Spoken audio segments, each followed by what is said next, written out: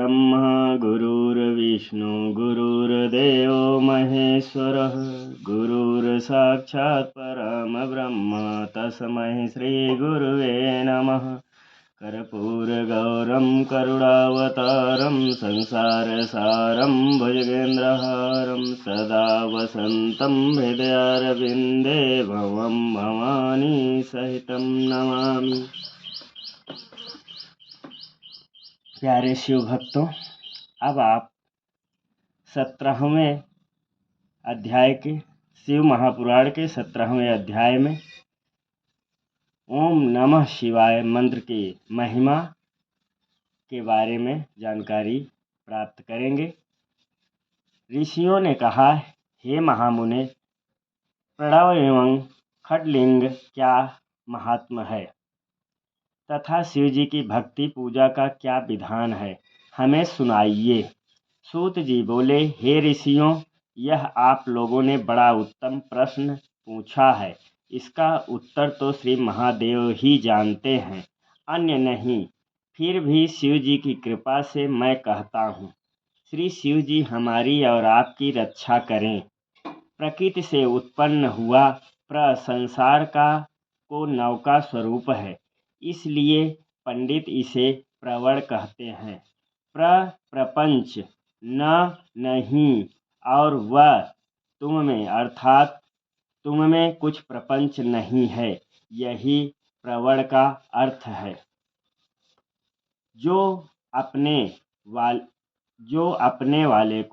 जपने वाले को मोक्ष देता है, जो जपने वाले को मोक्ष देता है, और इसीलिए यह प्रवण कहा जाता है। यह प्रवण माया से रहित होने के कारण सर्वदा नवीन, और इसी से पंडित इसे प्रवण कहते हैं। यह प्रवण सूक्ष्म स्थूल दो प्रकार का है। इसको एकांत में जपने से भोग की प्राप्ति होती है, और जो इसे 36 करोड़ जप लेता है वह योगी हो जाता है। यह अकार, उकार, मकार, बिंदु और नाद सहित तथा शब्द, काल, कला से युक्त है, अर्थात अ, उ, म इन 3 दीर्घ अक्षरों और मात्राओं से सहित प्रवण होता है, जो योगियों के हृदय में निवास करता है। यही शिव शक्ति की एकता और त्रितत्व स्वरूप तथा समस्त पापों का नाशक भी है। प्रवृत्ति के इच्छुकों को हर्ष प्रवण के जप से सारे पाप स्वयं ही दूर हो जाते हैं, तथा निवृत्ति के इच्छुकों को दीर्घ जप करना चाहिए। वेद के आदिम तथा दोनों समय की संध्या वंदन में सर्वप्रथम ओंकार का प्रयोग करना चाहिए। प्रवण के 9 करोड़ जप से पुरुष शुद्ध हो जाता है, फिर 9 करोड़ जप से पृथ्वी का जप, फिर इतने ही जप से तेज का, इतने ही 9 करोड़ जप से वायु का, और 9 करोड़ से गंधादि का जप होता है। हे ब्राह्मणों, नित्य सहस्र मंत्र जप करने से ओंकार से प्रबुद्ध हो शुद्ध योग को प्राप्त होता है। फिर जितेंद्रिय होकर जो 105 करोड़ प्रवण का जप करता है, वह पंचाणव से बाहर शिव लोक को प्राप्त होता है, जहाँ राजमंडप, उत्तम नंदी का स्थान और तत्वरूप वृषभ के दर्शन होते हैं। जहाँ नंदी का स्थान है, उसके आगे के शिव वैभव को कोई नहीं जानता। वहाँ नंदिकेश्वर बाहर स्थित होकर पंचाक्षर मंत्र की उपासना करते हैं।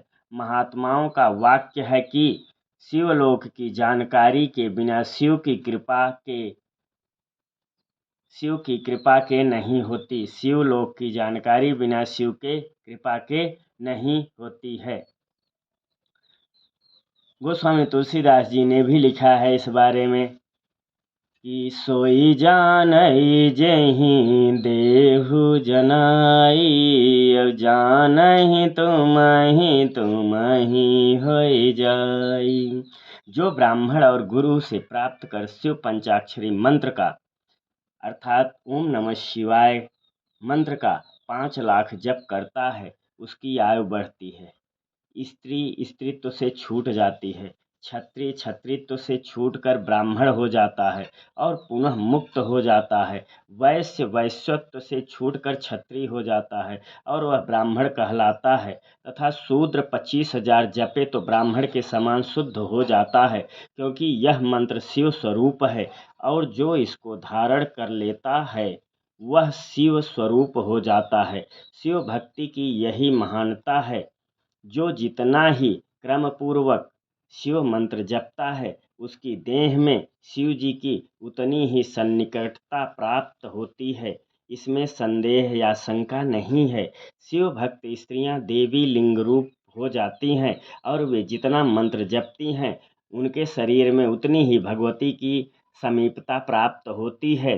शिव जी की पूजा से विद्वान को आनंद की प्राप्ति होती है। शिवलिंग की पूजा से शिव भक्त शक्ति की पूजा है और जो भक्त भक्तिपूर्वक षोडशोपचार युक्त पूजन करता है वह शिव रूप होकर शिव को प्राप्त हो जाता है।